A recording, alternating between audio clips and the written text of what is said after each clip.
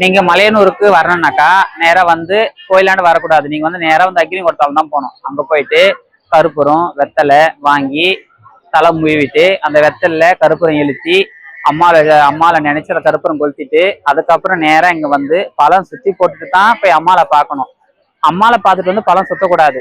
அமாவாசைக்கு வரீங்கன்னா அம்மா ஊஞ்சலை பார்க்க வரீங்கடானாக்கா நீங்க வந்து அம்மா ஊஞ்சலை பார்க்க சொல்ல தேங்காவிலையோ எலுமிச்சம்பழத்துலையோ கருப்பனை ஏற்றி அம்மாவை வந்து வழிபட்டீங்களானாக்கா நீங்க எந்த குறைய நினைச்சு அதுல கருப்பூரம் வச்சு தேங்காவில எலுமிச்சம்பழத்துல வச்சு நீங்க எந்த குறைய நினைச்சு ஏத்துறீங்களோ அம்மா ஊஞ்சலாட சொல்ல அந்த அம்மா இருந்து உங்களுக்கு அந்த குறைய வந்து தீர்த்து நல்ல வழி காட்டுவா.